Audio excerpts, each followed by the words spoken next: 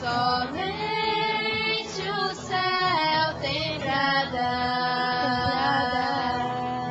Por isso meu coração se abre para escutar. Por mais difícil que seja seguir tua palavra, queremos ouvir. Por mais difícil de se praticar, tua palavra queremos guardar. Palavras de salvação, somente o céu tem pra dar. Por isso meu coração se abre para escutar. O Senhor esteja convosco.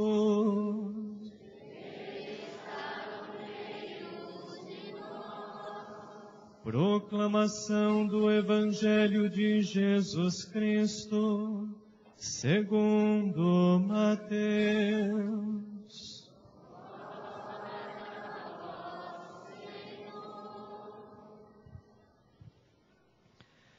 Naquele tempo, Pedro aproximou-se de Jesus e perguntou: Senhor, quantas vezes devo perdoar se meu irmão pecar contra mim? Até 7 vezes? Jesus respondeu: Não te digo até 7 vezes, mas até 70 vezes 7. Porque o reino dos céus é como um rei que resolveu acertar as contas com seus empregados. Quando começou o acerto, levaram-lhe um que lhe devia uma enorme fortuna. Como o empregado não tivesse com o que pagar, o patrão mandou que fosse vendido como escravo, junto com a mulher e os filhos e tudo o que possuía, para que pagasse a sua dívida. O empregado, porém, caiu aos pés do patrão e, prostrando-se, suplicava: Dá-me um prazo e eu te pagarei tudo. Diante disso, o patrão teve compaixão, soltou o empregado e perdoou-lhe a dívida. Ao sair dali, aquele empregado encontrou um dos seus companheiros que lhe devia apenas 100 moedas. Ele o agarrou e começou a sufocá-lo, dizendo: Paga o que me deves. O companheiro, caindo aos seus pés, suplicava: Dá-me um prazo e eu te pagarei. Mas o empregado não quis saber disso. Saiu e mandou jogá-lo na prisão até que pagasse o que devia. Vendo o que havia acontecido, os outros empregados ficaram muito tristes. Procuraram o patrão e lhe contaram tudo. Então, o patrão mandou chamá-los e lhe disse: Empregado perverso, eu te perdoei toda a tua dívida, porque tu me suplicastes. Não devia tu também ter compaixão do teu companheiro, como eu tive compaixão de ti? O patrão indignou-se e mandou entregar aquele empregado aos torturadores até que pagasse toda a sua dívida.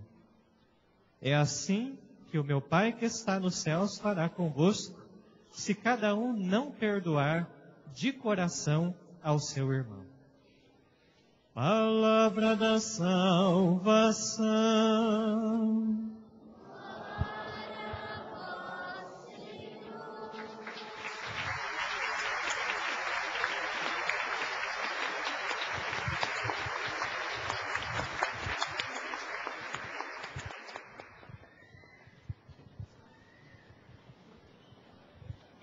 Então vamos agora acompanhar com muito carinho o que as crianças da catequese prepararam para nós compreendermos melhor as Sagradas Escrituras, e depois da apresentação das crianças, então, o padre vai falar um pouquinho com os pais.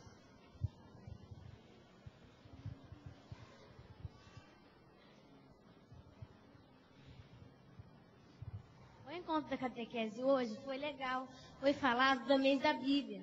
O Padre João, no domingo passado, falou que a Bíblia nos corrige, nos orienta e nos ilumina. Você viu que interessante aquela passagem da Bíblia que a catequista nos contou? Qual? Aquela quando Moisés abriu o mar vermelho e o povo de Deus atravessou a pé enxuto. Os egípcios que estavam juntos morreram afogados. Ah, tem aquela também, quando Deus fez cair do céu, mana, que matou a fome deles.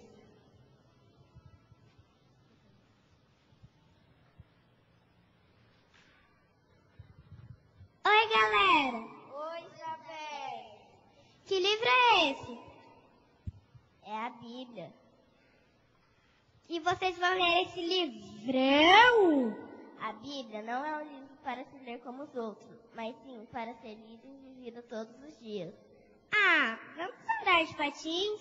Agora não, Isabelle. Estamos conversando sobre a Bíblia. A Bíblia? O que é isso? É uma coleção de livros dentro de um só. Como assim? Está vendo essa divisão? Cada uma delas é um livro. Sabe quantos tem dentro daqui? 73 livros.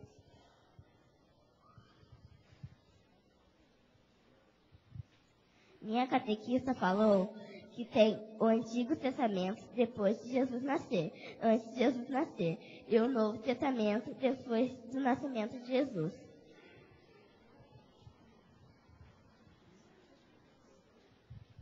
Oi, galera, o que estão falando? É sobre a Bíblia. Falando em Bíblia, ouça essa. Crianças, amemos a Bíblia, que nos traz tão grande alegria. Legal, gostei, repete. Crianças, amemos a Bíblia, que nos traz tão grande alegria. Agora é vocês.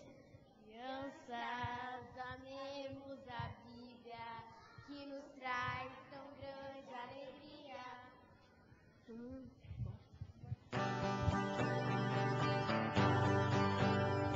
Crianças, amemos a Bíblia, que nos traz tão grande alegria. Crianças, amemos a Bíblia, que nos traz tão grande alegria.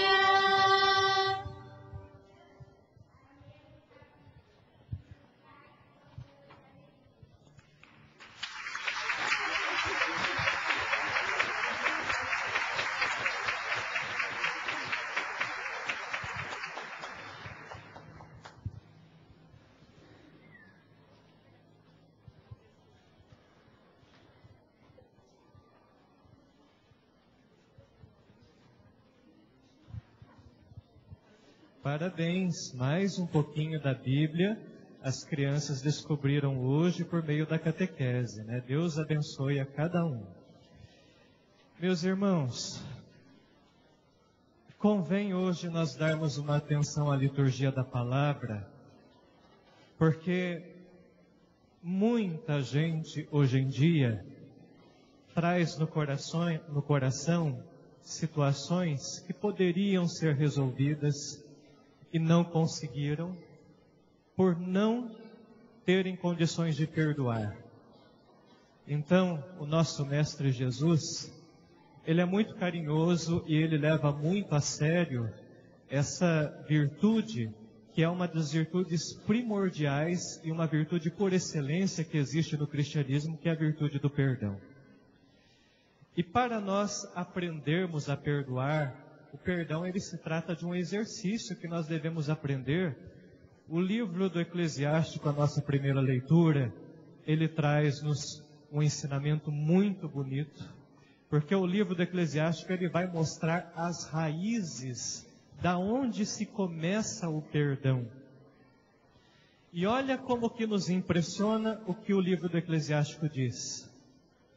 O rancor e a raiva são duas coisas detestáveis.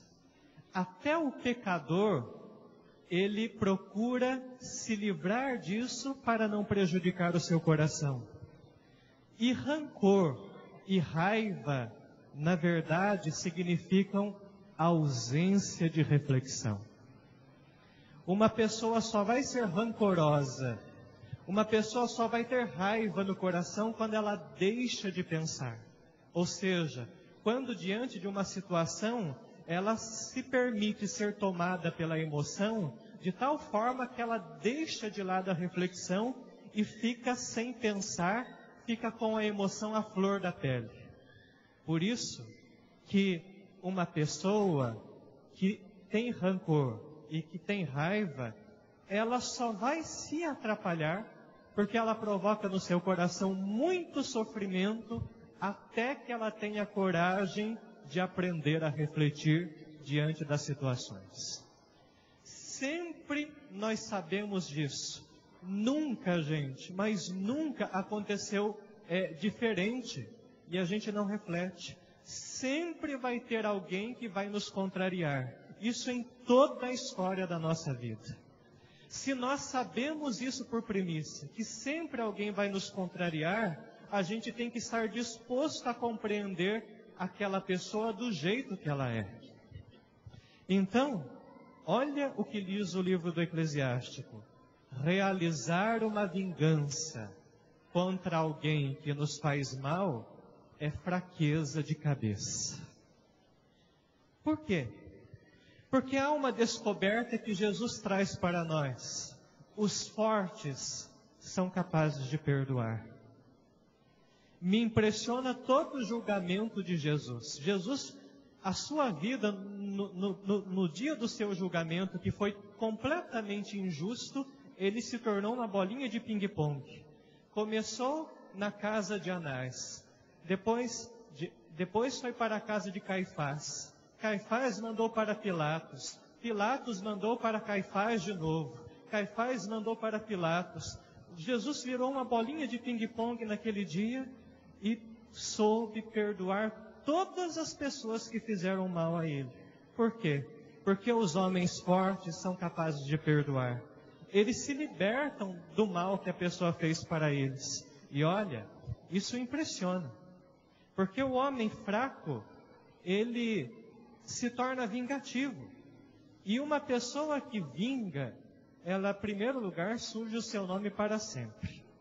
A gente sabe que aquelas pessoas que fizeram tentativas de vingar um mal que sofreram matando a outra pessoa, foram parar na prisão. E pior que a prisão, é a questão da consciência. Porque a consciência, quando nós agimos contrários à nossa consciência, nós nunca vamos ter paz no nosso coração.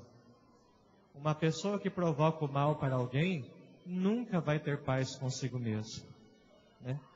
E Deus deixa muito claro no Eclesiástico, que Ele vai pedir contas muito severas daquela pessoa que age como um vingador. Porque isso só faz mal. O livro do Eclesiástico continua dizendo, quanto aos pecados que cometemos, olha a sabedoria já no Antigo Testamento. Quanto aos pecados que cometemos, eles só serão perdoados se nós tivermos a coragem de perdoar quem nos prejudicou. Quem tem ódio no coração é aquela pessoa que quando está caminhando em direção a Deus, que é o fim último da nossa existência, só pensa no meio do caminho. Ela fica só no meio do caminho que leva até Deus. Quem deixa de odiar, ele lembra que nós estamos num caminho e que a nossa vida tem um fim último, tem uma meta a qual chegar. Então a pessoa que deseja ficar com Deus, ela não fica no meio do caminho, ela continua caminhando. Ela deixa no meio do caminho o ódio e ela vai em busca do amor. E aí o livro do Eclesiástico diz assim, do seu próximo, nunca guarde rancor, Se você elevar o seu pensamento em Deus, que é a nossa meta final, nós nunca vamos levar em conta o erro dos outros. É muita sabedoria já para o Antigo Testamento. Agora, no Novo Testamento, Jesus ele continua reforçando isso e trazendo coisas a mais para que a gente compreenda a nossa existência. Se os fortes são capazes de perdoar, os fracos sempre vão sofrer. Por quê? Enquanto às vezes nós estamos aqui, remoendo o nosso coração, pensando e aumentando aquilo, sofrendo com o mal que uma pessoa nos fez porque nos humilhou, porque prejudicou a nossa família, aquela pessoa que nos fez o mal, está lá na casa dela, vivendo com a família dela, esqueceu há muito tempo o mal que fez contra você, está lá feliz, enquanto a pessoa que sofreu o mal está remoendo e às vezes fica remoendo para o resto da vida. É justo isso que você faz com você? Você se aprisionar numa maldade que fizeram com você e você se tornar escravo disso para o resto da sua vida? Talvez nós sejamos muito injustos conosco mesmo. E olha o que o nosso Mestre Jesus fala no Evangelho de hoje. Quem não perdoa não está ainda preparado para receber o perdão de Deus. Olha como que isso impressiona. Jesus e Deus Pai sempre perdoam a pessoa humana. Só que se você não é capaz de perdoar o seu irmão, você bloqueia o seu coração. Não é que Deus não perdoa você. Às vezes, uma pessoa recebeu o perdão de Deus de uma situação há muito tempo atrás, e a pessoa até hoje não se convence de que foi perdoado por Deus. Por quê? Porque não colocou um ponto final na situação. Porque não se libertou no coração definitivamente. E o Evangelho de hoje mostra que a pergunta de Pedro, que Pedro faz para Jesus, é uma pergunta inteligentíssima.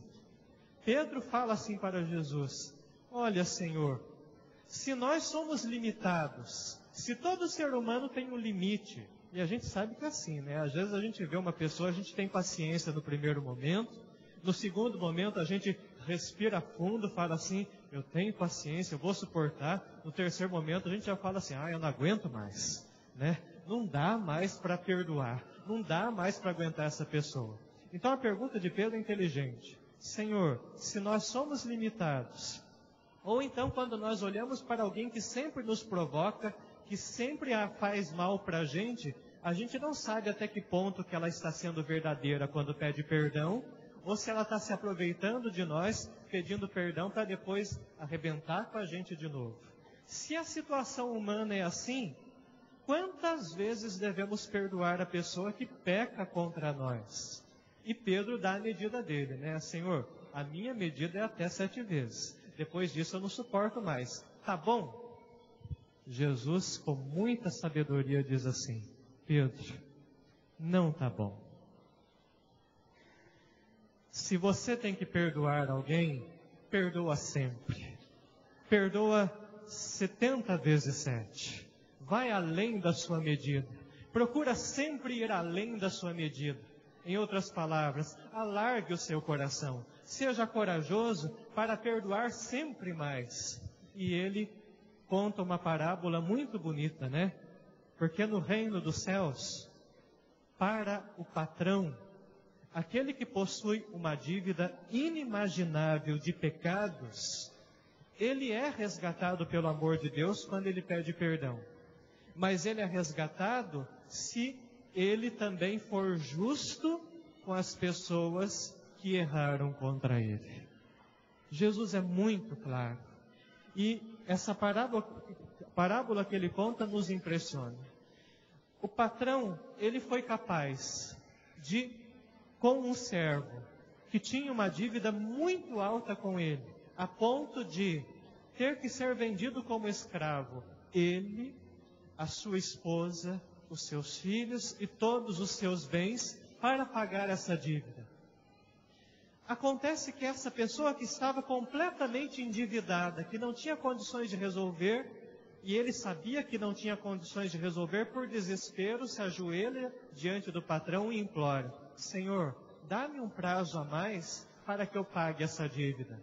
O patrão, ele sabe muito bem que ele não tem condições de pagar, mas pelo fato de se humilhar diante dele, ele tem compaixão, e ele podia até ter dado um prazo a mais. Mas como ele sabe que era impossível essa dívida de ser paga, ele diz assim: você está livre de todas as suas dívidas. Pode voltar para a sua casa. O impressionante, essa pessoa, em vez de se alegrar, em vez de chorar, em vez de agradecer ao patrão por todos os benefícios que ele concedeu, de perdoar uma dívida imperdoável, de uma dívida que ele não teria condições de pagar, ele logo em seguida sai, encontra um amigo dele, e por uma questão de miséria, por 100 moedinhas, se a gente juntar qualquer moedinha hoje, de real ou dólar, seja o que for, 100 moedinhas é insignificante, acontece que ele não consegue perdoar aquele, pela experiência de um perdão tão profunda que ele sente, ele não é capaz de perdoar o irmão dele, com uma dívida muito menor, insignificante. Aquela situação é tão chocante, que os próprios empregados, quando constatam isso, entristecidos, vão relatar para o patrão. E o patrão, então, diante dessa situação, traz de volta e manda castigar aquele que foi perdoado por ele até pagar o último centavo. Ou seja, o castigo se tornou um castigo eterno, porque ele não tinha como pagar. Meus irmãos, o Evangelho de hoje deixa muito claro o seguinte: o Senhor perdoa todos os nossos pecados, se nós soubermos perdoar as migalhas que os nossos irmãos causam contra nós. Tudo aquilo que alguém nos faz de mal, sempre vai ser migalha, diante da grandeza de Deus, que perdoa o pior pecado que cometemos quando nós nos arrependemos. Então, Deus é muito sábio quando Ele fala isso para nós. Diante de alguém que nos fez o mal, não tenha dúvidas, meu irmão, mas seja corajoso de se tornar forte no seu coração e se libertar contra essa pessoa, perdoando ela. Assim, o seu coração se torna um coração livre, capaz de amar, capaz de ir em direção ao próximo.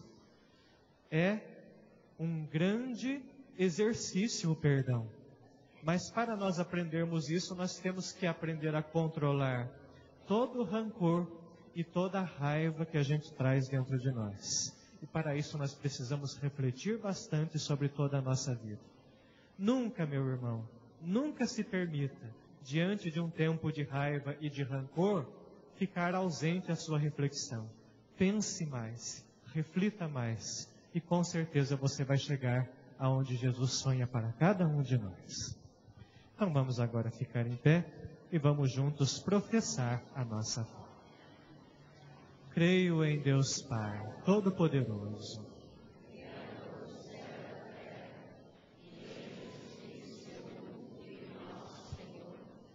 que foi concebido pelo poder do Espírito Santo.